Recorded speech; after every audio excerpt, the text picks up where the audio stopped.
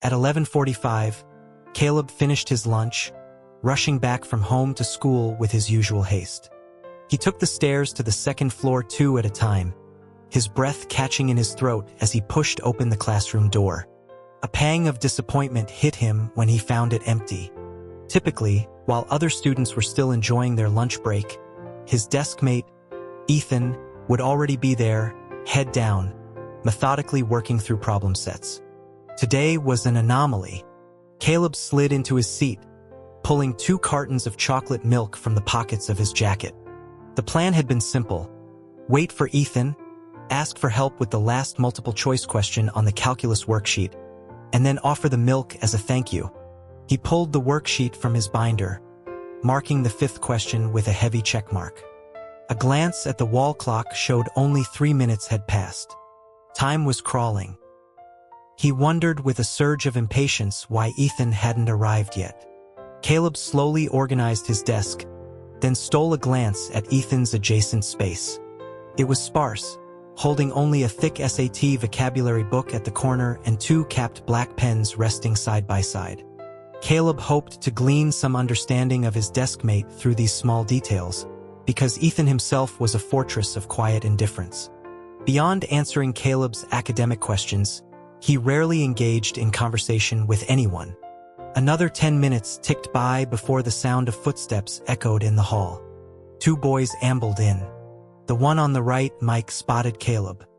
He remarked with a grin that it was just like Caleb to be the first one back, suggesting his speed at lunch was inversely proportional to his grasp of calculus. It wasn't Ethan. Caleb felt a familiar wave of disappointment but said nothing, as Mike, the class calculus whiz, was speaking the truth. His grades were consistently, impressively in the bottom 5. The other boy, Leo, asked what he'd eaten to get back so fast. Caleb mentioned he ate at home and asked about their lunch. Mike announced they had gone to the Greasy Spoon for chili dogs, explaining that they'd called in their order yesterday so it was ready the moment they walked in. Getting chili dogs in the middle of a school day struck Caleb as an odd choice. He quietly pushed the 2 cartons of milk into his desk, nudging them into the deepest corner. With other people back, the window for a private moment with Ethan had closed. Giving the milk only to Ethan would feel too conspicuous with others around. Not that anyone would likely notice or care, and Ethan certainly wouldn't, but to Caleb, the gesture felt transparent, so he wouldn't do it. Mike, shrugging off his jacket, mentioned they had seen Ethan at the diner. He tried to recall what the owner had said he was doing. Leo, watching him fish a basketball from under the teacher's desk, added that it was some kind of good deed, something about feeding a stray cat. He then questioned Mike's sanity for wanting to play basketball immediately after eating so much. From that brief exchange, Caleb gathered 2 invaluable pieces of information. First, Ethan didn't go home for lunch. Second, there was a high probability that he liked cats. As he watched the 2 boys head for the basketball court, Caleb began to seriously consider a tour of all the local eateries. He thought of the orange cat he'd found behind their apartment building, a pleasantly plump but rather plain-looking creature, and wondered if Ethan would like him. Nearly 20 minutes later, students began trickling back in. With exams looming, the room settled into a quiet hum of studying and hushed conversations. Amidst the peaceful atmosphere, Ethan was still absent. Just as Caleb was beginning to wonder about the duration of a chili dog lunch, the chair beside him scraped against the floor. Its owner sat down gently. Ethan's arrival caused no ripples. No one paid much mind to the quiet, somewhat brooding student who occupied the back row. Except for Caleb, whose world brightened instantly. He was about to speak when he saw his deskmate lean forward and rest his head directly on the cool surface of the desk. His tall frame hunched over, creating an arc that looked strangely vulnerable. He didn't seem to be in a good state today, likely tired from the heavy lunch. Caleb felt a familiar flicker of disappointment that Ethan hadn't even glanced his way, but he wasn't discouraged. This was his one-sided affection, after all. He couldn't demand a response. Those 15 minutes of quiet solitude at the start of lunch were the greatest gift he could ask for. Just when Caleb assumed Ethan would sleep until the bell, The figure beside him stirred and sat up straight. Caleb couldn't resist watching. He saw Ethan take a couple of deep breaths. His eyes narrowed and his brow furrowed. A knot of concern tightened in Caleb's stomach. He blurted out, asking what was wrong. Realizing his voice was too loud, he lowered it and asked if he was feeling sick. Ethan looked at him, shook his head once, and said nothing. The denial robbed Caleb of any follow-up, so he forced his attention back to his calculus worksheet, pretending to study the problem that felt miles beyond his comprehension. His mind, however, was racing. With 14 minutes until class, he debated if this was a good time to ask for help. It was probably a bad idea, yet Ethan hadn't spoken a single word to him all day, and if he missed this chance, another might not come so easily. Suddenly, a movement in his peripheral vision caught his attention.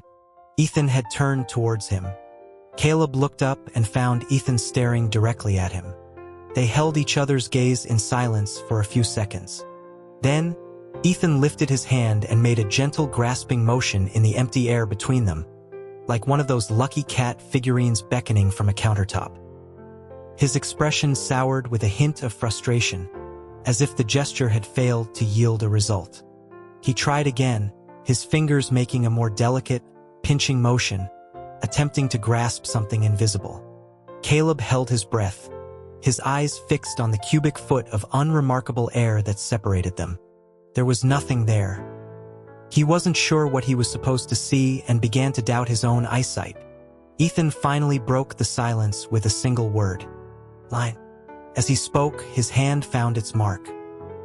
He first seemed to pinch an unseen thread in the air, then followed its path until he found Caleb's left hand resting on the desk. The next moment, he had taken Caleb's hand in his own. He studied it for a second before slowly uncurling Caleb's fingers. With his own thumb and forefinger, he gently pinched the base of Caleb's ring finger. He asked if Caleb couldn't see it, questioning how that was possible. Caleb, feeling as though his heart and lungs had ceased to function, was lost in a fog of confusion. He managed to ask what he was supposed to see. "A red line," Ethan stated flatly, explaining that a red line was tied between his hand and Caleb's. "A red what?" Caleb asked, dumbfounded. Ethan looked at him, his expression unchanged, and quietly asked again if he really couldn't see it. Though his face was a mask, Caleb sensed a strange, insistent hope in his voice. This put him in a difficult position. To say he didn't see the line would disappoint Ethan, and a red line sounded like a very good thing. To say he did see it would betray his own rational mind. Under the bright fluorescent lights of the classroom, Caleb swore he could not see what Ethan was talking about. A moment later, he said he saw it. Of course, he saw it. It was a faded red line after all. His own vision must be the problem. He knew where his priorities lay. Before he could process it further, the person holding his finger seemed to find the small point of contact insufficient. Ethan released his two-fingered grip and covered Caleb's hand with his own, their fingers lacing together tightly. A silent, intense chemical reaction ignited where their palms met. The skin grew warm, then soft, draining all the strength from Caleb's body. The ceiling fan whirred overhead, and the chatter of students in the front rows became a distant murmur. He came back to himself with a jolt. He and his secret crush were holding hands in the classroom in the most intimate way possible. A wave of dizziness washed over him. Felt like a dream. His gaze darted around nervously, but inside, he was so happy he could barely breathe. Holding hands, a red line. It all pointed to something he had never dared to imagine. He wondered how it had all happened so suddenly. Shouldn't they have confessed their feelings first? He speculated that maybe his own crush had been so obvious that Ethan had noticed long ago. He didn't have much faith in his ability to be subtle. He decided to ask if Ethan liked him. Ethan's response was immediate and focused. He told Caleb he was beautiful. Hearing those words, Caleb looked up, stunned. Ethan was staring at him, his expression utterly serious. Sunlight streamed through the window, illuminating his face. Caleb's own face felt like it had been scalded. He stammered a thank you, his eyes flitting away in embarrassment. No one had ever said that to him before. The compliment sent a wave of brilliant clarity through him, a giddy excitement that made his heart feel light and soft. It had to be true. Ethan liked him back. He recalled the two things he had wished for over winter break. First, to pass all his classes, and second, for Ethan to talk to him more each day. The first wish hadn't materialized, but the second seemed to have been resolved at its very root. He glanced down at their entwined hands beneath the desk and sent a silent, sincere thank you to the universe. He had always been clumsy, not particularly bright, with no obvious talents. He had been content to quietly admire his deskmate from afar, his boldest move being to steal a few extra glances while Ethan was asleep. He never imagined he could actually be with him. A smile spread across his face. He snuck another look at Ethan, then reached into his desk and pushed one of the chocolate milk cartons towards him, explaining it was for him and apologizing for not being better prepared for the sudden turn of events. He thought that after school he could show Ethan pictures of his orange cat. He had hundreds. They could go to the diner together. He could invite Ethan over for lunch. If they were holding hands now, then hugs and kisses were sure to follow. The next second, Ethan's brow furrowed again, and he slumped back onto his desk. Something was definitely wrong. Caleb's fantasy was cut short. Ethan's hot and cold behavior and his intensely affectionate words left him feeling dazed and confused. Emotionally, he couldn't be happier, but logically, he was afraid he was misunderstanding everything. He tentatively asked if Ethan was feeling sick, offering to take him to the nurse's office. This time, he didn't wait for Ethan to shake his head. He used their linked hands to gently pull him to his feet and led him out of the classroom. Caleb cast a self-conscious glance down the empty hallway, attempting to loosen Ethan's tight grip. His companion seemed oblivious to the hint, instead tightening his hold and pressing closer, until his chest was nearly against Caleb's back. His steps were unsteady. Caleb suggested they let go for a moment, just for the walk down the hall, promising they could hold hands again later. Ethan refused, his voice soft as he explained that if their hands were separated and they were too far apart, the line would break. The reason struck Caleb with profound force. To protect the integrity of their faded red line, he dutifully escorted his charge safely to their destination. When they arrived, however, the nurse's office was empty. A window was cracked open, letting in the distant sounds of students on the basketball court. Medical supplies were neatly arranged on counters and in cabinets. A privacy curtain around the single cot was half drawn, revealing a crisp white sheet. Caleb led Ethan to the cot, speaking to him as if he were a small child, asking him to wait there while he went to find the nurse. Ethan shook his head, refusing to let go of his hand. Caleb hesitated, glancing at the clock on the wall. He compromised, saying they would wait 5 minutes, and if the nurse wasn't back, he would go find her. Ethan agreed instantly, adding that he would do whatever his honey said. Caleb felt another dizzy spell. He stammered that he shouldn't call him that, not yet. Ethan, sitting on the edge of the cot, looked up at him with an unprecedented sincerity and adoration, as if Caleb were the only person in his world. Caleb felt too shy to meet his gaze and stared at the floor, mustering the courage to ask if Ethan liked him. His voice grew smaller with each word, almost swallowing the end of the sentence. Ethan didn't answer directly. Instead, he reached out, wrapped an arm around Caleb's waist, and buried his face against him. It was a definite yes. Overjoyed, Caleb returned the embrace, whispering that he liked him too. 3 minutes later, the nurse finally hurried in. By then, Caleb had already pledged his heart to Ethan. He stood before her without fear, still holding Ethan's hand, and explained that his friend wasn't feeling well. The nurse, drying her freshly washed hands with a paper towel, asked for the symptoms. As Caleb described Ethan's post-lunch drowsiness and odd behavior, her brow furrowed. After asking Ethan a few questions herself, her expression grew more serious. She asked if he had eaten the wild mushrooms at the diner, lamenting that she always tells students not to eat there, or at least to make sure everything is cooked through. The possibility hadn't even occurred to Caleb. He asked what he should do. The nurse urged him not to wait for an ambulance but to take him to the hospital directly, stating that he already seemed disoriented. While calling Caleb's homeroom teacher and scribbling out a pass, she instructed him to find out which type of mushroom his other 2 classmates had eaten and to get the sick student's name for his parents. In the back of the cab, Ethan leaned his heavy, listless body against Caleb's shoulder. Caleb sat ramrod straight, determined to provide a stable resting place for his new boyfriend. Despite the nurse's alarm, he was optimistic, believing Ethan's condition wasn't that severe. After all, when Ethan had called him beautiful, his eyes had been so clear and earnest.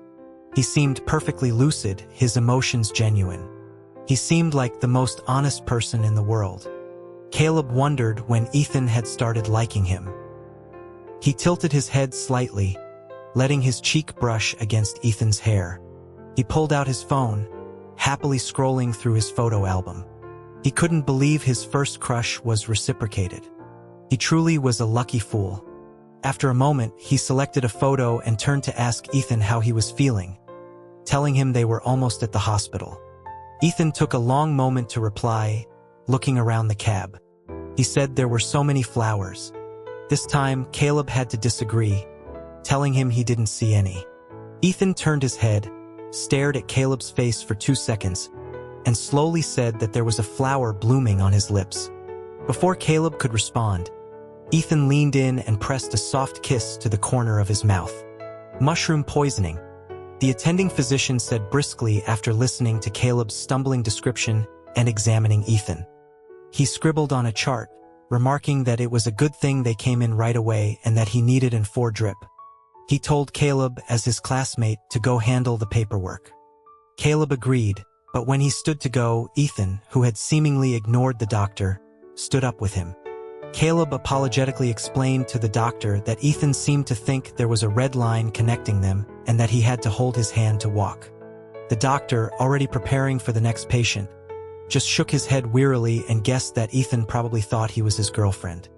Caleb processed this as he went to complete the paperwork. With no beds immediately available in the ward, a nurse set up a temporary cot for Ethan in the hallway so he could start his 4. Caleb sat beside him, updating the school nurse and his homeroom teacher by phone.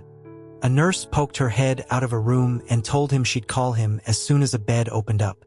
Seeing his worried expression, she offered a reassuring word, saying that mushroom poisoning was common and his friend had been brought in promptly.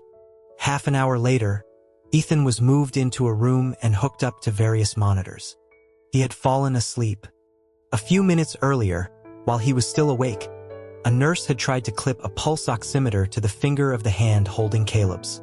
Ethan had refused to let go, giving the nurse a look of stubborn resistance.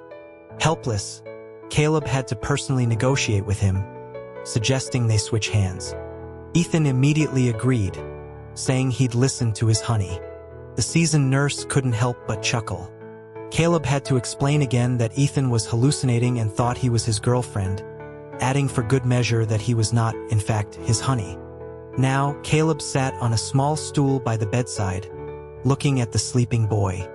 Ethan's eyes were shut tight. His expression once again settled into its usual cool detachment. It was hard to imagine the affectionate, almost pleading person from just an hour ago. Convinced he was sound asleep, Caleb gently pulled his hand free. The warmth of Ethan's palm faded, replaced by the cool air of the sterile room. The silence was heavy, allowing the doctor's words to echo in his mind. He began to overthink. Ethan had a girlfriend. It seemed likely, otherwise why would he cling to his hand and say such practiced, affectionate things? His mind cleared. The odds of 2 guys in the same class both being gay and happening to be deskmates who liked each other were astronomically low. His fingers and palms still tingled with the memory of their clasped hands, of a phantom current that had shot through his heart. He remembered Ethan's gaze, his approaching face, and the brief, soft touch of his lips. He remembered his own dizzying, dreamlike joy, and he had called him Honey. It was all a case of mistaken identity. Feeling awkward and adrift, Caleb idly picked at the fabric of the hospital bedsheet. He was envious. He never knew that Ethan, who was usually just patient enough to explain a couple of calculus problems, could be so affectionate with someone he truly liked. His phone screen lit up, the wallpaper a newly set photo of a fat orange cat standing proudly on a coffee table. A small woven collar around its neck to distinguish him from the neighborhood strays. It was the cutest picture of his cat, chosen in the taxi on the way here. As a friend, if not a deskmate, it should still be okay to share, Caleb reasoned, tucking the phone back into his pocket. A soft knock came at the door. A young man peeked in and asked if this was Ethan's room. Caleb quickly stood up. The man introduced himself as Ethan's older brother, Evan, and thanked Caleb profusely for bringing him to the hospital. Caleb waved his hands dismissively, saying it was nothing. Evan gave him a curious look but didn't press. Soon, Caleb's homeroom teacher and the dean of students also arrived, filling the small room. The teacher told Caleb he should head back to class. Unwilling to leave until Ethan woke up, Caleb refused twice. It was only when Evan also gently encouraged him to go that he relented and took a cab back to school. Bad news travels fast. Several classmates already knew.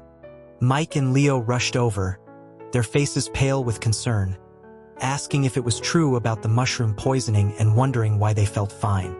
Caleb, annoyed, snapped that it clearly wasn't the mushrooms then, and asked why they didn't all get sick together if they were so worried now.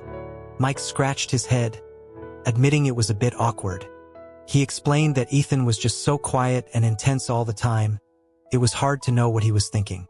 Leo worried that Ethan might tell on them tomorrow. Caleb quickly denied it, saying he and Ethan didn't really talk much. The other two looked at him with disbelief. They pointed out that they always saw them sitting together during lunch. Caleb countered that they were desk mates, so of course they sat together. But today, he had held another title, one that would be revoked the moment Ethan's mind cleared. After school, it was Caleb's turn for cleaning duty. After wiping down the boards and sweeping the floor, he glanced at his deskmate's slightly messy desk. He carefully stacked the new worksheets and notebooks that had been passed out. As he did, he bumped Ethan's chair, causing it to tilt back. Before he could catch it, the whole thing tipped over with a crash. A few items spilled out from the chair's underseat storage rack. Caleb scrambled to pick up the scattered tissues and a watch. As he searched, he spotted a small, colorful object that had rolled under a nearby desk. He picked it up. It was a small, hand-crocheted cartoon rabbit. He examined it for a moment, a pang of guilt hitting him. He never would have guessed that Ethan carried something so cute with him. He got home 20 minutes later than usual. Dinner was already on the table. His mom was scooping rice from the rice cooker, asking if he'd been held back again. Caleb washed his hands and helped bring the bowls to the table, explaining it was his cleaning day.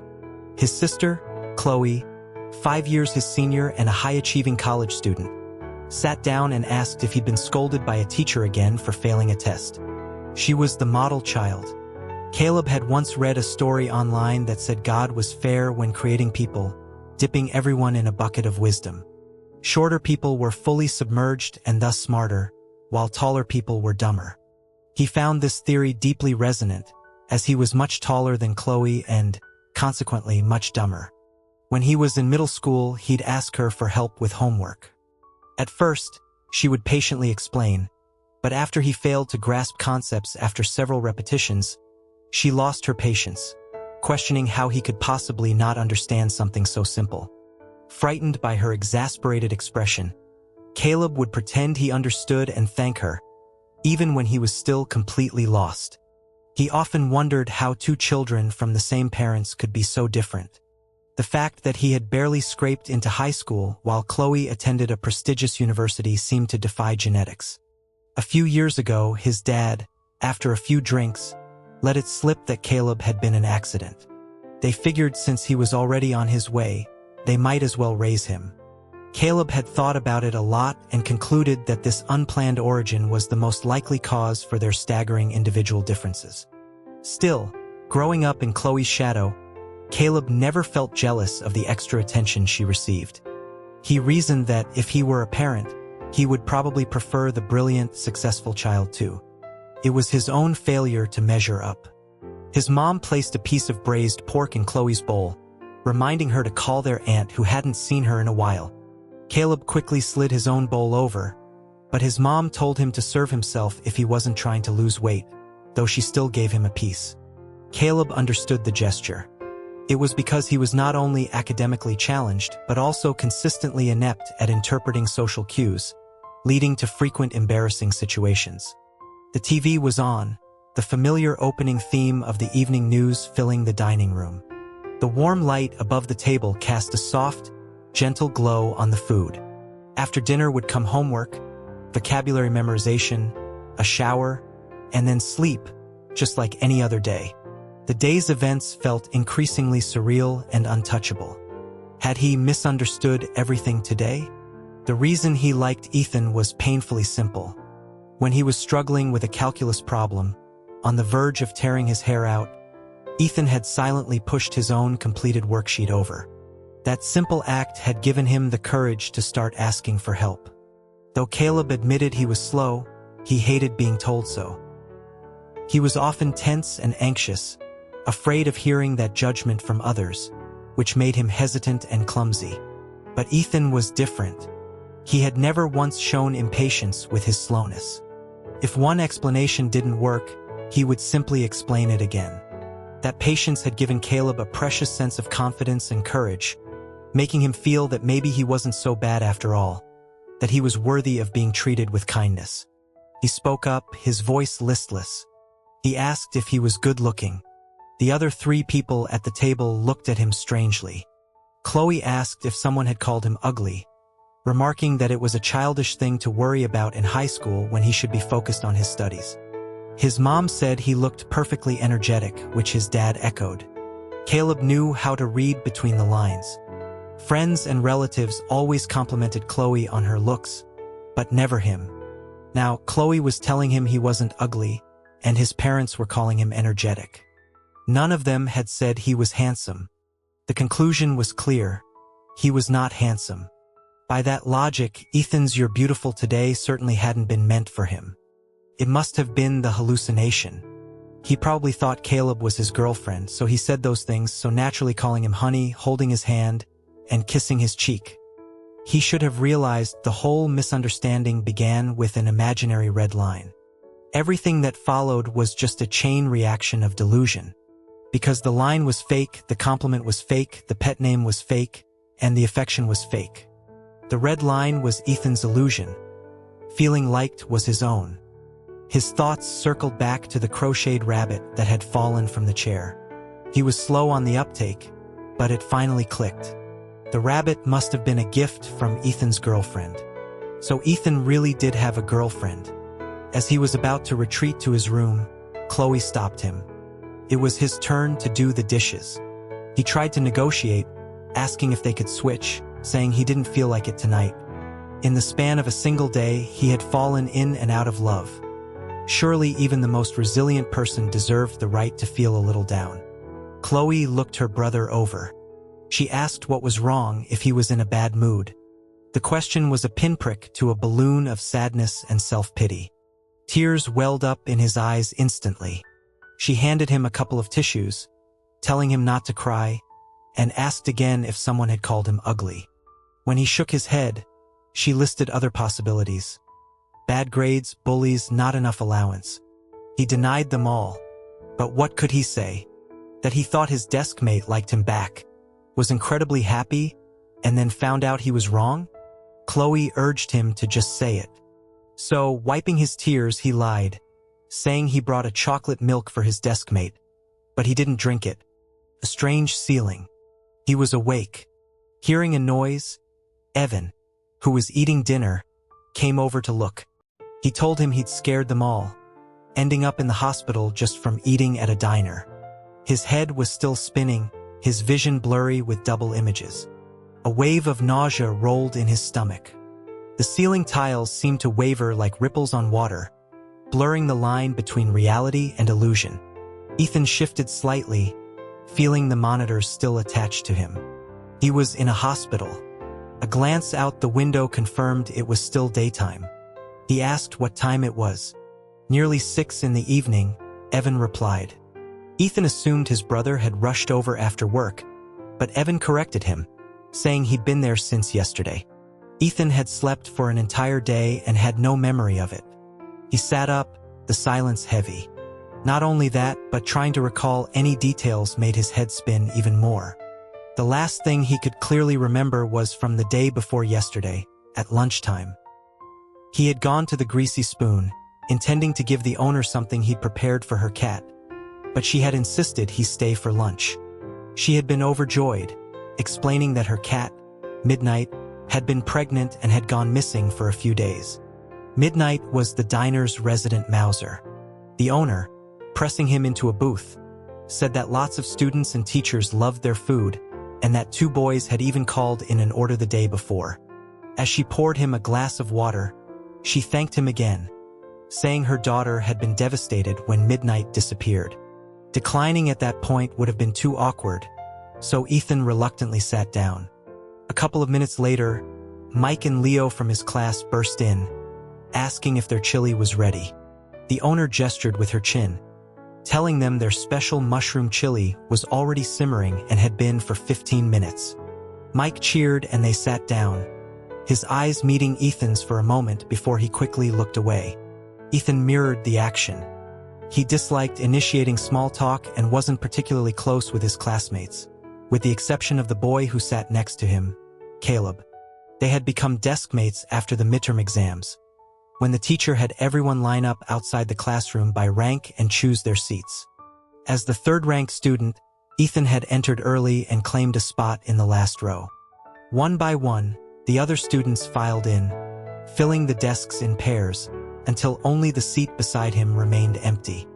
Finally, the teacher looked at the remaining 3 students at the bottom of the rankings and asked who wanted to sit with Ethan. The room was silent. Everyone looked at the 3 boys. It was fine, Ethan thought. He didn't have much in common with his peers anyway. The next second, Caleb, the second-to-last student, stepped forward and said he would. The owner brought out the chili along with several plates of mushrooms of varying shapes and colors, explaining they were a summer specialty, fresh and tender. She told him to cook them well, promising a unique flavor better than any meat. Ethan didn't normally eat such things but nodded politely and added them all to the pot. A faint anxiety began to prick at him. This meant he wouldn't be able to get back to the classroom early. Usually, he was the first one back after lunch, with Caleb arriving shortly after. That gave them a dozen or so minutes alone. Caleb was a person of many small gestures. Others might not notice, but Ethan, sitting beside him day after day, had cataloged them all. When stumped by a problem, Caleb would pinch the corner of the paper with his fingertips. When frustrated, he would sigh softly and twirl his pen in his bangs. Before asking Ethan for help, he would turn his eraser over and over in his hands as if deciphering an oracle. After Ethan explained something, he would offer a cascade of thanks, his eyes crinkling into a smile. He would also secretly share his snacks like a little kid. Ethan didn't mind. In fact, he liked it very much. It was embarrassing to admit, but despite his tall, somewhat gloomy appearance, Ethan had a soft spot for cute, fluffy things. At first, he just thought Caleb was adorable, like a puppy that would jump for joy after a little attention. Later, he began to wish that Caleb would only be that happy for him. Across the diner, Mike and Leo were loudly discussing video games and girls from the neighboring school. Ethan watched them with a cool detachment, further solidifying his belief that he had nothing in common with most high school boys. Since their chili had a 15-minute head start, they were eating much faster than him. By the time he was just getting started, they were nearly finished. This made Ethan even more anxious. He was already running late. He didn't want to miss a single opportunity to sit alone with Caleb. What if Caleb had a calculus question today? The pot was full of different kinds of mushrooms, all jostling together in the bubbling liquid. The line between cooked and uncooked was blurry. Furthermore, Ethan had no idea how these wild mushrooms differed from the ones sold in supermarkets. So he made a fatal error. After waiting about 10 more minutes, he began to eat. The owner had been generous, giving him 2 full plates, far too much for one person. But to be polite, Ethan finished it all. He rushed through the meal and left the diner amidst the owner's thanks, feeling uncomfortably full. The hot afternoon sun made him dizzy, his steps unsteady. A faint nausea washed over him, which he attributed to overeating. After that, his memory was a complete blank. He didn't even remember how he got back to the classroom, or what happened next. Leaning against the headboard, Ethan sipped some warm salt water and asked who had brought him to the hospital. Evan, still working on his takeout container, replied that he came straight to the hospital after getting the call. It must have been a classmate, he added, saying he'd forgotten to ask their name. He was on the slim side with big eyes, a little shorter than him. No further description was needed. Ethan knew exactly who it was. Caleb had brought him, and he had no memory of it. Evan then mentioned, with sudden interest, that he'd heard Ethan was hallucinating from the poison. He asked what he had seen and if he was still seeing it. Ethan replied coldly that it was just a hallucination. Evan leaned back, disappointed, remarking that he had hoped for a fun story. Like those people who think they're a cup of tea and tell the driver to go slow so they don't spill. The thought that he might have done something similar made Ethan's face pale. Memory loss felt like something out of a TV show. Evan, realizing his brother's confusion was more than just post-sleep grogginess, put down his empty food container. He stood up, saying he was going to get a doctor, and asked if he really couldn't remember anything. He hurried out of the room, nearly tripping over a figure huddled in the hallway. He recognized the boy and said he was here to see Ethan, asking why he was sitting on the floor instead of coming in. Caleb hadn't expected the door to open so suddenly. He had arrived 10 minutes earlier, hesitating to knock. On one hand, he hoped Ethan was awake, because being unconscious for a full day seemed dangerous. On the other hand, he had no idea how to face a conscious Ethan. Did he remember what he had said and done yesterday? Caleb was filled with regret. The moment he heard Ethan call him honey, he had thrown all caution to the wind and revealed his own feelings. He stood up and stammered a greeting, asking if Ethan was awake. He explained that he was just there to bring him something. Even if he wasn't Ethan's honey, it was perfectly reasonable for a deskmate to check in on him. Evan moved aside, explaining that he was awake but seemed to have no memory of the poisoning incident. He added that Ethan didn't remember being brought to the hospital and apologized. Caleb had been planning to leave if Ethan was awake, but hearing this news, he felt a wave of relief. From his bed, Ethan had heard the voices outside. His heart began to pound. He straightened his back and anxiously looked around for a reflective surface. Finding none, he smoothed his hair with his hands. His honey was here to see him. No, he corrected himself, it was impolite to unilaterally call him that. He chastised himself for the thought. Caleb shuffled in like a tortoise, looking nervous. Evan closed the door to go find the doctor, leaving them alone. But just as in the classroom, the two of them didn't do small talk, and the silence was more awkward than comfortable. Caleb sat primly on the chair and asked how he was feeling. Ethan took a sip of water and said he was better but still a little dizzy. Caleb nodded. They sat in silence for a few more seconds before speaking at the same time. Caleb quickly gestured for Ethan to go first. Ethan, though outwardly composed, felt his heart rate approach the monitor's alarm threshold. He thanked Caleb for taking him to the hospital and apologized for the trouble. Caleb quickly waved it off. Just as Ethan was about to ask if he had done anything inappropriate during his delirium, the door swung open again. Evan returned with the doctor and a nurse. Caleb looked up and immediately tensed.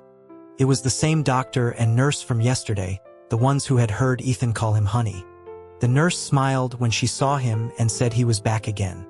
Caleb, desperate to cut her off, feigned a nasal tickle, turned his head, and let out a spectacularly fake sneeze. The room fell silent. Ethan expressionlessly handed him a tissue as his heart monitor finally beeped an alarm. While the doctor was distracted, Caleb pretended to wipe his nose, his face flushed, and fled the room. On the bus ride home, Caleb watched the sky darken outside the window. He held onto a pole, swaying with the crowd, and thought of Ethan's uncharacteristically vulnerable state. Back in the hospital, there were a million things he had wanted to say. But looking at Ethan had reminded him of the sincere way he had called him honey, and the words had caught in his throat. He realized he probably shouldn't have come today. A taste of something was crueler than never having it at all. From now on, he would always know that Ethan had this other side to him, a side that was not open to him. The orange cat on his lock screen was still majestic. The school would still have final exams. Ethan would still be his desk mate. But he probably couldn't ask him for help with homework anymore. Now that he knew Ethan had a loving girlfriend, someone with unrequited feelings like him shouldn't be a bother. As for the red line born of food poisoning, it was best to keep that to himself. Ethan was supposed to be discharged that evening, but the abnormal heart rate forced him to undergo an EKG to prove it was just a normal case of sinus tachycardia caused by emotional agitation. Before he left on Saturday afternoon, as the nurse was removing his he hesitated for a moment before asking if his behavior had been inappropriate during the poisoning. The nurse didn't give a direct answer but smiled mischievously, telling him he should ask his classmate and see if he was willing to talk about it. So there had been something. Ethan remained stoic on the outside, but inside, a storm was raging. On Sunday evening, Evan knocked on his door to announce the food delivery had arrived. Ethan put aside the needle and yarn he was holding. Yes, Ethan's hobby was crocheting. In middle school, he had discovered he had immense patience and enjoyed repetitive mechanical tasks. Crocheting didn't require social interaction, was challenging but not impossible, and allowed for creativity. It brought him a sense of calm and accomplishment, and the things he made were cute. He had fallen in love with the craft. Though Evan was used to it now, a few years ago he hadn't been able to resist teasing his nearly 6-foot-tall brother for sitting under a lamp crocheting bears, rabbits, and dogs. But Ethan's resolve was firm, and he wasn't bothered by it. The collection of creations in his room grew, and he even started making useful items. Evan eventually came around, even giving his brother the nickname the Yarn Master. Recently, Ethan had bought some excellent new yarn and learned a new stitch. He was planning to give his first project with it to Caleb before summer break. Though he wasn't sure if Caleb would like it, he couldn't think of a more sincere gift. He hoped it would serve as an apology for any trouble he might have caused during his delirium. He didn't think he would have done anything too outrageous. He probably just clung to Caleb, complaining that he felt sick. Or maybe he thought he was a cup of tea and was afraid of being spilled. Ethan decided not to dwell on it. The thought of embarrassing himself was less distressing than the possibility that he had troubled Caleb. At the dinner table, Evan, who had ordered his favorite Taiwanese pork rice, asked about his plans for the summer, reminding him that he'd be a senior next year. With their parents doing research in Africa, it was usually just the two of them at home. Evan worked long hours, so while Ethan handled most of the housework, cooking was one thing he didn't have time for between school and crocheting, leaving Evan in charge of ordering takeout. Ethan nodded, unpacking his kanji. Summer was approaching, which meant his time to connect with Caleb was running out. On Monday morning, a recovered Ethan returned to school. With finals just around the corner, the classroom was tense. After a pop quiz on Friday, the teacher handed back the graded papers, telling everyone to finish their corrections by the end of the day. Ethan glanced at his neighbor's score, 53 out of 100. Looking at the less than stellar result, he felt a secret sense of anticipation. Surely this meant Caleb would ask him for help during lunch. The lunch break was nearly over, and students were trickling back into the classroom. This time, it was the seat next to Ethan that remained empty. He waited patiently, looking down at his own worksheet, mentally categorizing the concepts to better explain them to Caleb later. 2 rows over, Dylan, the last-ranked student, was playing a game on his phone and grumbled about having to do corrections, saying that Caleb probably wouldn't do his either. Ethan scoffed internally. It was foolish for Dylan to compare himself to Caleb. Caleb wasn't the type to waste his breaks on his phone, nor was he someone who didn't care about his grades. He just needed more time to digest the material. That was fine. He could teach him slowly. However, Caleb gave him no such opportunity that day. He rushed in just before the bell rang, and they missed their window to talk. In the afternoon, the second period was calculus. The teacher set aside half the class for questions and checking corrections. Most students had already finished during their breaks and went up to the teacher's desk to get checked off.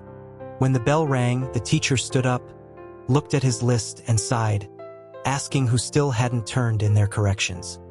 He announced he was leaving and that Dylan and Caleb, the 2 stragglers, would have to find him in his office tomorrow. Dylan ignored him, but Caleb called out an okay before slumping back into his seat, staring dejectedly at his paper. He had managed to correct the ones he understood during lunch at home, but a few problems remained impenetrable, even after the teacher's explanation. Ethan had been watching him the whole time. Caleb was back to his old habit, rolling the corner of his worksheet between his fingers.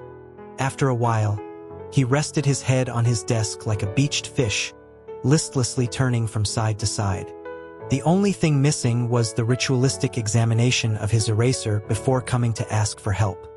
Why wasn't he asking? Ethan, despite his patience, was starting to feel confused. He had practically memorized the solutions to those problems. What was Caleb to do now? He didn't dare even look at the person next to him. He pretended to scan the room, his gaze finally landing on Mike, 2 rows ahead. He called out his name weakly and asked if he could help him with a couple of problems. Hearing this, Ethan couldn't believe his ears. Mike? Why not him? Rarely asked for help, Mike was fresh and eager.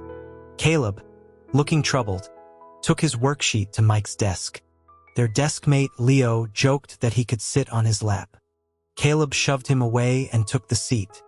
Mike took the battered worksheet and looked it over, exclaiming how he could have possibly gotten these wrong. He pointed out that one was a simple inverse function and the other could be solved using the substitution method the teacher had just explained. Caleb gripped his pen, feeling a familiar sweat break out on his brow. It seemed that while problems varied, brilliant people were all the same. Things that were obvious to them were completely opaque to him. After a flurry of pointers, Mike took a swig of Leo's water and asked if he got it now. Caleb, not daring to ask for more clarification, just nodded and mumbled his thanks. The problem, of course, was not solved. After school, when everyone else had left, Caleb was still staring at his worksheet. He wasn't sure if Chloe, having graduated years ago, would still remember how to do these problems. It looked like he'd have to go to the teacher's office tomorrow and apologize. A voice beside him said to think of the expression as a single entity, and the rest was just simple factoring. Caleb sat up straight and looked at Ethan, who was watching him with a look of resignation. They hadn't spoken all day, and the atmosphere was awkward. Caleb stared at him blankly for a couple of seconds before quickly looking down at his worksheet and saying he would try to figure it out. Ethan leaned closer, his eyes scanning the alarming number of red crosses on the paper. He told him to solve the ones he didn't understand first. Caleb carefully rested his chin on the desk and looked up at Ethan with wide, expectant eyes, waiting for him to continue. Whatever frustration Ethan had felt moments before evaporated under Caleb's gaze.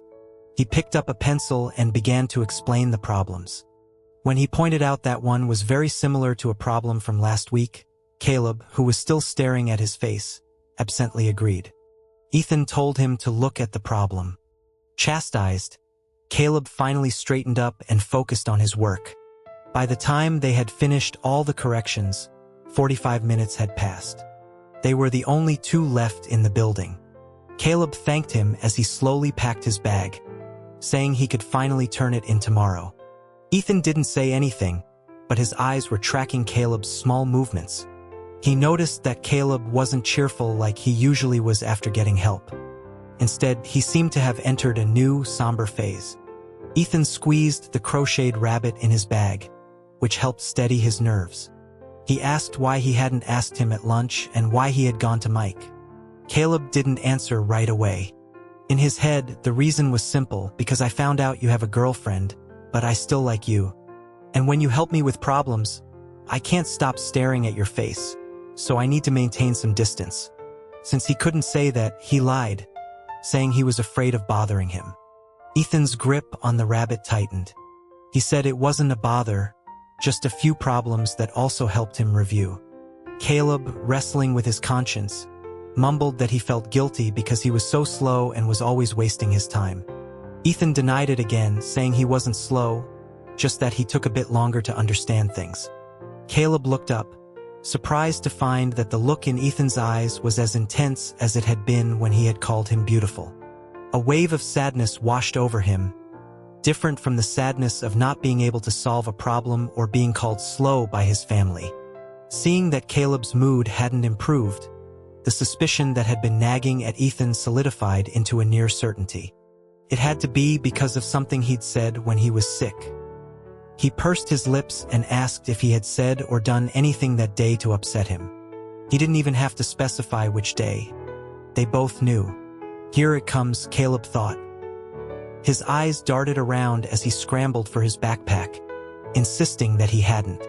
Seeing his evasiveness, Ethan's heart sank.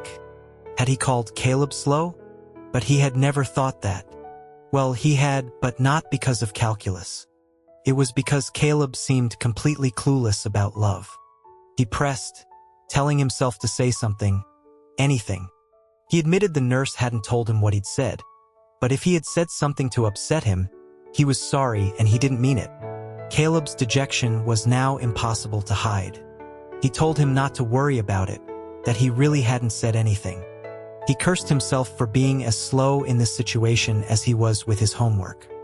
He needed Ethan to have meant it, and at the same time, he needed him not to have meant it. Stripped of all the complications, all he wanted was to hear Ethan say he liked him. But of course, that was impossible. He announced that he was starving and had to go home to eat. Without waiting for a reply, he turned and fled the classroom. Caleb's apartment was just a couple of blocks from the school. Usually, it was an 8-minute walk if he hurried. As he turned into the familiar alleyway and heard the faint sound of a radio broadcast from a ground-floor apartment, his racing heart finally began to calm. The motion sensor light in the stairwell had been broken for years, so he climbed the 2 flights in darkness. When he reached his front door, he found a large cardboard box blocking the way.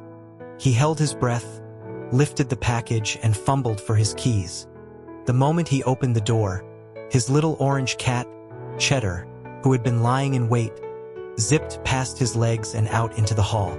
The cat had been a scrawny stray when Caleb found him, but now, despite having doubled in weight, his feral instincts remained. The family had sealed the windows and installed pet gates, and they were always cautious when opening the door.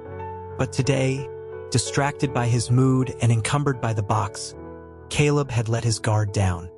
With a cry of alarm, he dropped the box and turned to give chase, only to trip over the door jamb and fall to his knees. By the time he scrambled back up, Cheddar had vanished down the dark staircase. At the dinner table, his dad told him to eat first, saying the cat would come back when he got hungry. His mom urged him to eat before the food got cold. With Chloe out of town on a business trip, Caleb was the only one who could look for the cat. He had already searched the building with no luck and had been called back for dinner. His mom reminded him that his final exams were coming up and that he should be focusing on his studies instead of getting another failing grade.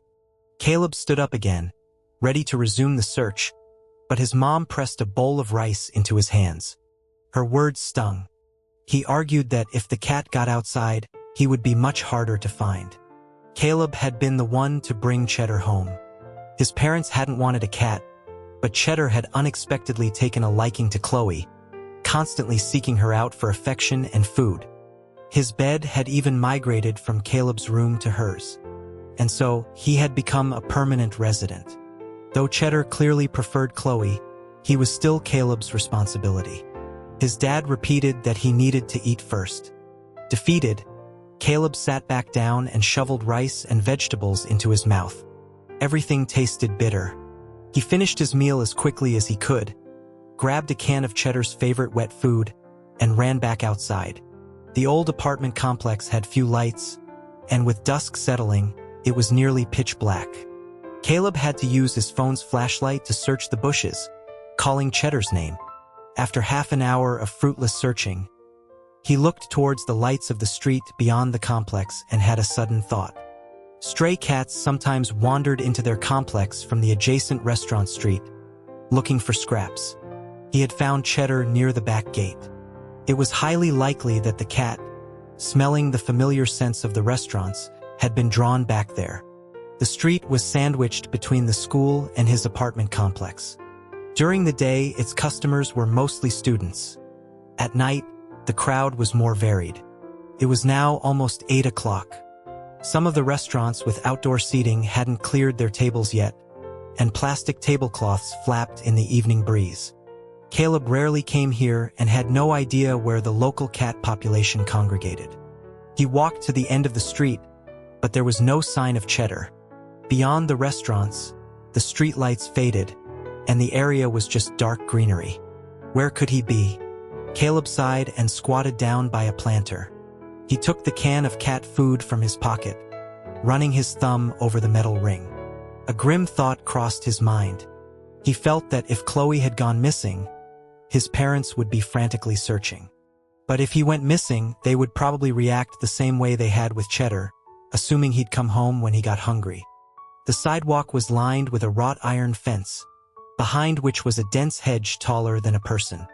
Just then, he heard a familiar, gentle voice from behind the hedge, telling someone to eat slowly. The hedge concealed a small, rarely visited community garden. Caleb jumped up, pressing his face into the gaps of the fence, but he couldn't see anything. Was that Ethan? Was he here on a date with his girlfriend? The thought soured his mood. But then, a soft meow immediately disproved his theory. He tried to climb the fence, but realizing it was a bad idea, he hurried to find the entrance. He plunged into the garden, pushing through the overgrown bushes like a clumsy but brave prince parting the thorns. He found Ethan crouching in a corner, who looked up at the sound of his approach. On the ground were 8 cats eating from small piles of food. One of them, larger than the rest and keeping its distance, was instantly recognizable. Caleb pointed excitedly, telling him to grab it. Though confused, Ethan swiftly and expertly grabbed Cheddar by the scruff of the neck and lifted the still chewing cat into his arms. Caleb ran over, looking at the big, dopey face in Ethan's arms, its cheeks still working, its expression a mixture of innocence and pure, unadulterated stupidity. He was overcome with a mix of emotions and, with tears in his eyes, scolded the cat for finding the food at home unsatisfactory. The other cats finished their meal, and a few of the bolder ones circled back to Ethan, meowing and rubbing against his hands. He showed Caleb the small clip in some of their ears, a sign they had been spayed or neutered. While Cheddar was distracted by the now open can of food, Caleb pulled out his phone to show Ethan the lock screen photo as proof of ownership, explaining how he had escaped. Ethan looked at the photo and sincerely commented that he was very cute. Caleb clutched his phone, a strange feeling washing over him. The photo he had so desperately wanted to share was finally being seen by the person he wanted to share it with. He asked if Ethan came to feed the cats every day. Ethan confirmed that he did, otherwise they wouldn't have anything to eat. Caleb nodded, pulling the cat closer into his arms. The awkwardness of their earlier encounter came rushing back, and his voice trailed off. He fell silent, stroking the cat. Cheddar, content, purred and became a heavy weight in his arms. In the quiet, Ethan suddenly said he was sorry. Caleb, thinking he was referring to the earlier tension, quickly said it was okay. But Ethan clarified, his gaze averted, that he was sorry for what he had said before, that he really didn't think that of him. Now Caleb was truly confused. Did he think he was some other species? A beer? A cup of tea? A can of soda? Ethan, unable to continue, fell silent. They squatted together, both blushing. Caleb happened to see a corner of something colorful peeking out of Ethan's jacket pocket and, to change the subject, pointed it out. Ethan awkwardly tucked it back in, explaining it was a pouch for the cat food container. It was a crocheted pouch. Because of course it was. Caleb reached out and pulled the work of art back out. He saw the warm colors and vaguely understood. It was clearly made by the same person who had made the rabbit. His mood plummeted. He hugged Cheddar tighter and asked if his girlfriend had made it. Ethan, not hearing him clearly, asked what he had said. Caleb took a deep breath and asked again if his girlfriend had crocheted it for him. Ethan looked at him, puzzled. He told him he didn't have a girlfriend. Caleb's brain short-circuited. He stammered that if he said he didn't, then he didn't. But what about the rabbit? His heart began to beat erratically. Before Ethan could reply, he quickly backtracked, saying he hadn't meant to snoop, that the rabbit had just fallen out, and he'd only glanced at it. He asked if it wasn't a gift from his girlfriend. Ethan finally understood what Caleb was referring to. It was the first proper stuffed animal he had ever crocheted, back in middle school. Compared to his later work, it was crude, its ears not even the same length. But it had taken a lot of effort and held sentimental value. Whenever he felt anxious, he would find the rabbit in his chair's storage rack and squeeze it, the soft texture calming him down. But how could he explain this to Caleb? Ethan had never felt ashamed of his hobby, but at this moment, he felt a complex mix of emotions. He wasn't sure if Caleb could accept that a tall guy liked to crochet. Was it weird? Was liking him weird? Finally, Ethan promised to tell him where the rabbit came from after their exams were over. The moment he made the promise, Ethan felt a twinge of regret. He was afraid Caleb would be disappointed by the truth. But he was overthinking it. His deskmate's attention was entirely focused on something else. Given 1. Ethan is very patient with me and only helps me with homework. 2. After being poisoned, Ethan was very affectionate with me and called me honey. 3. Ethan does not currently have a girlfriend. Conclusion: Ethan likes me. That night, Caleb tossed and turned in bed, unable to sleep, his heart filled with a giddy joy. At one point, he even got up and did a couple of calculus problems. When he got tired, he took a piece of scratch paper and, using the 3-dot symbol for therefore, wrote out his proof. Ethan called me honey. The doctor said Ethan thought I was his girlfriend. Ethan does not have a girlfriend. Therefore, Ethan's girlfriend is Caleb. Would anyone really like a dummy like him? Caleb looked at his rigorous proof. Though still skeptical, he remembered a term from biology class: biodiversity. The god of science seemed to have briefly descended upon him, filling his mind with inspiration and confidence. The dejected dummy from a few days ago was replaced by a cheerful, self-assured one. Even though the final exam started the next day, he was in a great mood. He even went up to Ethan's desk to cheer him on, spouting a bunch of nonsense about believing he could get first place before happily heading off to the exam room. Ethan remained cool and restrained on the surface, not even responding to Caleb's final "see ya," offering only a quiet thanks. But his ears were burning. After Caleb left, he let out a soft sigh. In a haze of unspoken, ambiguous feelings, the final exam week passed peacefully.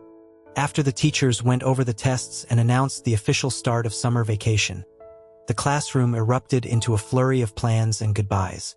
Amidst the chaos, Caleb carefully packed his graded papers. He had gotten second to last on the calculus exam. One of the problems had used a method Ethan had recently explained to him, and remembering the general steps, he had managed to get a lot of partial CR, resulting in a beautiful score. Ethan, organizing his own papers, felt a bright gaze on him. He assumed Caleb was about to offer another round of thanks, but instead, he asked if he could hang out with him over the summer. Ethan, who had been hoping for just that, nodded and said yes. Caleb pressed on, reminding him that he still owed him an explanation about the rabbit. Ethan was already prepared, but handing over the gift was still nerve-wracking. He secretly squeezed the felt rabbit in his bag, then pulled out a paper bag and handed it to Caleb, telling him to open it. Caleb, thinking it was some kind of game, theatrically announced he was about to reveal the mystery. He reached into the bag and his fingers touched something soft. He pulled out a small, crocheted dog. It had a white body, floppy black ears, 2 small patches of blush on its cheeks, and was wearing a little yellow sweater. Ethan quietly asked if he liked it. Caleb, of course, loved it. He held it reverently in both hands, like a child with a long-awaited toy. He asked what breed of dog it was. Ethan explained that he had just thought of him and started crocheting. Caleb asked if it was really for him, explaining that usually, gifts in his family were for his sister and he just wanted to be sure. He held the little dog, examining it lovingly, when he remembered it was Ethan's answer about the rabbit. The connection wasn't immediately obvious. After a moment of serious thought, he tentatively asked if the dog and the rabbit were a set. They both answered at the same time. "They're a couple," Caleb said. "I made them both," Ethan said. Caleb, holding the dog, felt a flush of embarrassment but then exclaimed with genuine admiration that Ethan was amazing. He couldn't even darn a sock. Ethan, not expecting such a reaction, turned his head to hide a smile. Caleb then added that since he had given him such a nice dog, he should treat him to a meal to thank him for all the calculus help. They walked to the restaurant street just as the dinner rush was starting. This time, without a cat to find, Caleb could finally look around. He asked Ethan for a recommendation, admitting he had never eaten here before. In reality, Ethan hadn't eaten at most of these places either. He usually went to the cafeteria-style place at the end of the street because it was the fastest. Caleb deliberately skipped the popular mushroom hot pot place and treated Ethan to rice bowls next door. After they ate, they walked along the street as the sky darkened. The streetlights stretched their shadows long behind them. Caleb wished the road would never end so they could walk together forever. The past 2 weeks had been like a dream, but through it all, he had gotten to know a different Ethan. More vibrant, more alive, but still the same gentle, patient person. They walked aimlessly to an intersection. To linger any longer would be awkward. They stood there, the traffic rushing past, their faces illuminated by the neon lights, both reluctant to say goodbye. Ethan offered to walk him home. Caleb said he wanted to see the cats, so they made their way back to the community garden. Ethan just shook a can of food, and several cats immediately came running from the bushes, meowing eagerly. Caleb took the can and crouched down, pouring the food onto the ground. He asked if it was always these same cats. Ethan pointed out a calico, saying it was a new arrival, but the others had been around for a year or two. He then pointed to a black cat, explaining she'd had kittens that the hot pot restaurant owner had taken in, and that cat was now pregnant too. The air was filled with the loud chirping of cicadas. A nearby streetlight cast a bright green glow on the lush plants, their shadows long on the wall behind them. An idea struck Caleb. He held up the crocheted dog in his palm. The shadow was just a vague blob. He said with disappointment that he thought it would make a long dog shadow. He turned his head and saw Ethan standing behind him, a fleeting smile on his face. It was gone in an instant, but not before Caleb had seen the slight upturn of his lips and the incredible gentleness in his eyes. Everything became clear. The answer was right there. Caleb froze for a second, then lunged forward with a playful grin, accusing him of laughing at him. To Ethan, he once again looked like a puppy, jumping with excitement after being teased. He caught Caleb, his arms wrapping around him. The person in his arms went still. Neither of them wanted to let go. The embrace lasted for a long time. In that moment, Caleb finally felt smart. The fog had lifted. He felt that this was a critical moment, that he needed to say something to take control of the situation. He tilted his head up and said, "I feel like this is the part where we're supposed to kiss." And with that, the deal was sealed. Ethan lowered his head and kissed him. Back home, Caleb couldn't stop looking at the little dog. Cheddar, in a good mood, hopped onto his desk for a patrol. Caleb held the dog up to the cat's face, showing it off. "My boyfriend gave this to me. Are you jealous?" Cheddar sniffed it and then turned away. Caleb took the dog back, gently stroking its ears and rubbing its face against his own. His attention then turned to the little yellow sweater it was wearing. It was exquisitely made and could be taken off. He wondered what the dog looked like underneath. His curiosity getting the better of him, he began to lift the sweater. As he did, he noticed a flash of red on the inside. He shooed the cat away, turned on his desk lamp, and looked closely at the inside of the sweater. The stitches were neat and even. Tucked away in a corner, almost invisible, were 2 black letters embroidered with extremely fine thread. It took Caleb a second to realize they weren't a brand logo, but the first initials of his and Ethan's names. And connecting the 2 letters was a tiny, secret red line. Chloe leaned against his bedroom door, watching him. She asked why he was dressed like that if he was going to a wedding. Caleb, preening in front of the mirror, asked if it was strange, saying he wanted to knock him dead. Chloe, unimpressed, shooed him away so she could use the mirror. After much deliberation, Caleb changed back into his normal clothes. He was going to Ethan's house today. It wasn't a formal occasion. He had just said he wanted to visit, and Ethan had welcomed him, offering to cook. Cheddar watched him from the edge of the sink, grooming himself. Caleb looked at him fondly and patted his back. Though the cat's escape had been stressful, it had been the turning point in his relationship with Ethan. Cheddar, oblivious to his role as Cupid, continued his meticulous self-care. The next second, he was airborne. His body stretched long as Caleb lifted him up and rubbed his face against his, saying how happy he was and that he'd introduce him to his new dad soon. Cheddar meowed, unimpressed. Even after his harrowing outdoor adventure, his favorite person was still Chloe. But Caleb didn't mind anymore. He had his own favorite person now, and his favorite person liked him best. Meanwhile, that favorite person was nervously preparing lunch. Having relied on takeout for so long, Ethan had little confidence in his cooking skills. He stared at the tomatoes soaking in the sink, his mind drifting to Caleb's red lips. He could only comfort himself with the thought that whatever he made, Caleb would probably praise it extravagantly. The sound of the doorbell was especially sweet this time. Ethan dried his hands and went to the intercom. He saw Caleb's small, animated face on the screen and his heart sped up. He picked up the receiver and heard a clear voice travel through the line. "Honey, I'm here for our date." Ethan hung up and buzzed him in. When Caleb walked through the door and saw Ethan waiting for him in an apron, his own heart started to race. He put on a show of being shy, his face red as he wished him a good morning. Ethan handed him a pair of slippers, and he walked into the living room, looking around curiously. It was a very neat home. The remote control had a crocheted cover. The glass coasters were crocheted. The TV had a crocheted dust cover. The yarn master had truly conquered this house. After a long look, Caleb asked which room was his. Ethan took a deep breath and led him to a closed door but didn't open it right away. He stood in front of it, his hand tight on the doorknob, and told Caleb that he couldn't have any regrets after seeing it. Caleb, his mind going to a completely different place, asked what he would regret. Dating him? He suddenly thought of something out of a crime drama.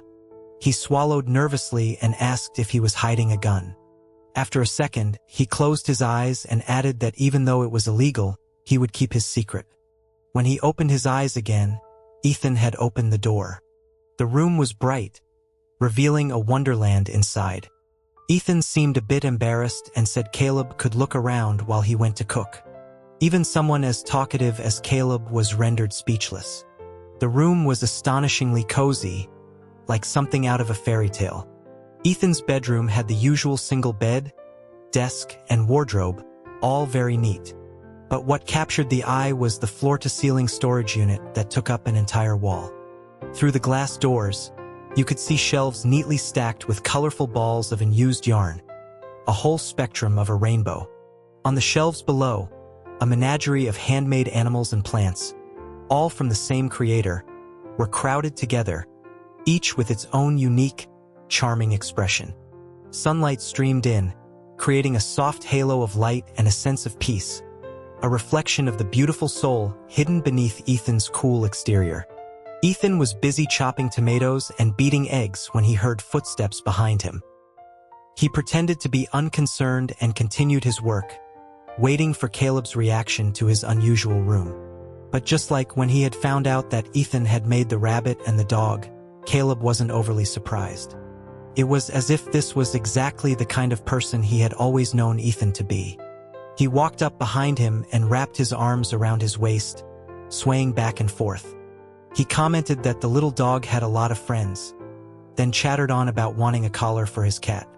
Ethan said yes to everything, his heart settling as he swayed with him. He didn't need any grand or effusive compliments. This was the best response he could have hoped for. As evening approached, it was time for them to part. After feeding the cats together, they walked along the sidewalk. Caleb said happily that he had seen the red line he had embroidered on the little dog's sweater.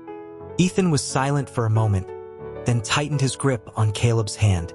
It was a secret, unspoken sentiment from when he thought his love was one-sided. He never imagined Caleb would have taken the sweater off the very day he got it. Caleb, taking advantage of his silence, pressed on, asking why he didn't call him honey. Ethan bit his tongue.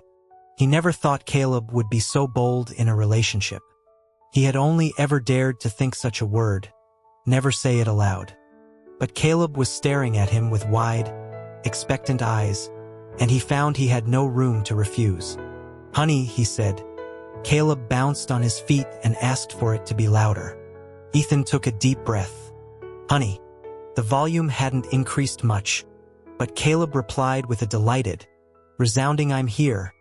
At his doorstep, Caleb seemed to remember something and brought up the embroidered red line again, asking what it meant and if it meant they could get married. Ethan was taken aback. He looked away, blushing, and said it was just a nice sentiment and a hope. Caleb, seizing his chance, pulled a short piece of red yarn from his pocket, which he had pilfered while Ethan was cooking. He explained seriously that the gods of fate were probably busy and might overlook teenagers like them. Caleb's hands were soft, his skin fair. Ethan threaded the yarn through his fingers and tied a knot. Against the red, his hand looked beautiful, as if he were wearing a wedding ring. This time, the red line was no longer an illusion. It was real, finally wrapped around his lover's finger.